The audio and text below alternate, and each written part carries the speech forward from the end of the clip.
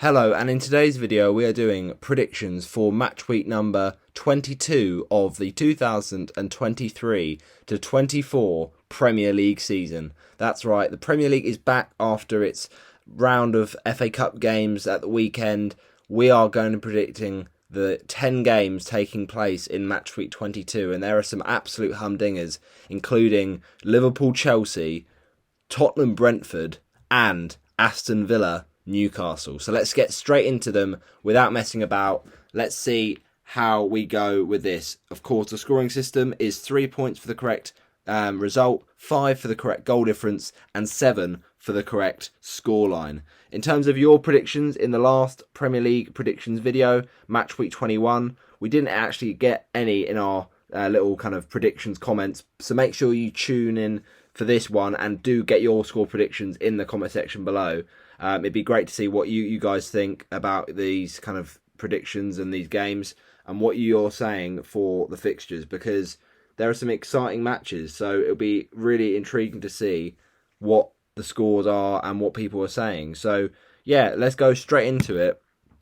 And we'll start with match week 22's first game, Forest against Arsenal on TNT Sports. It's at 7:30, and Nottingham Forest are coming off the back of really a game where you felt, I think Chris Wood, was a man in form. Nottingham Forest have been much better under the management of Nuno Espirito Santo, and so I kind of think, yeah, fair play. They had that game recently against Brentford. They did score 2 goals, and one of them was an absolute humdinger from Danilo. But Chris Wood did the business yet again. But in the end, Nail Maupay, of all people, Maupay got the winner. A fabulous touch and finish. And yeah, Brentford put them to the sword with Ivan Toney returning and getting a goal, as well as Ben Mee. So wonder if Forest can bounce back from that defeat. They face an Arsenal side who just slapped Crystal Palace 5-0.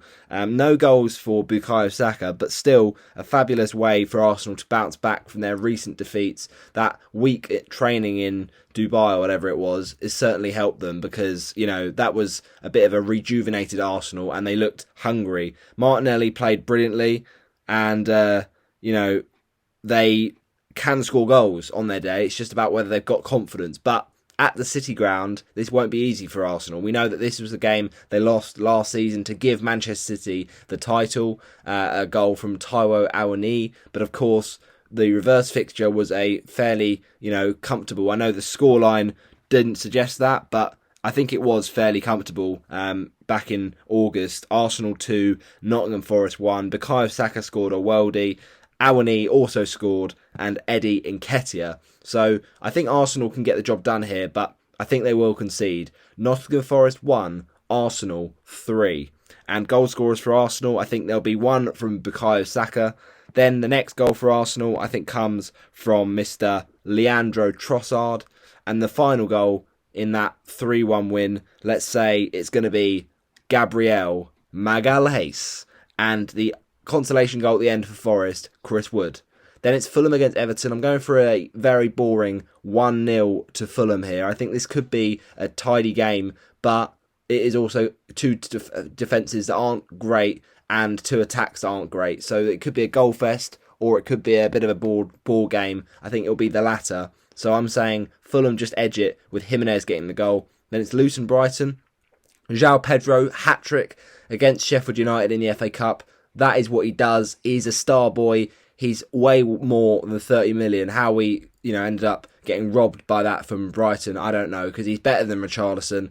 He's better than 50 million, and yeah, he's the star boy, and he's just taken over the league. So João Pedro, what an absolute king. He's probably going to score again because he's got some, rivalry incentive against Luton. Of course, he did score on his birthday for Watford in his first Watford game against Luton. So he's got fond memories, and he scored in these kind of moments of game week 1 against Luton. He took the penalty and scored it. So Pedro's definitely scoring in this one, but Brighton winning this one. Luton 0, Brighton 2. Then it's Palace, Sheffield United. I'm going for a Palace win. I think even though Sheffield United got the point against West Ham, Palace will fancy themselves at home, and they'll be hoping that maybe Elise can come back at some point soon. But I say Palace 2, Sheffield United 0. Then it's Villa Newcastle. I'm going for a Villa win because their home form this season has been so good, and Newcastle's away form has not. But they always seem to score a goal, Newcastle. So I'll say Villa 3, Newcastle 1.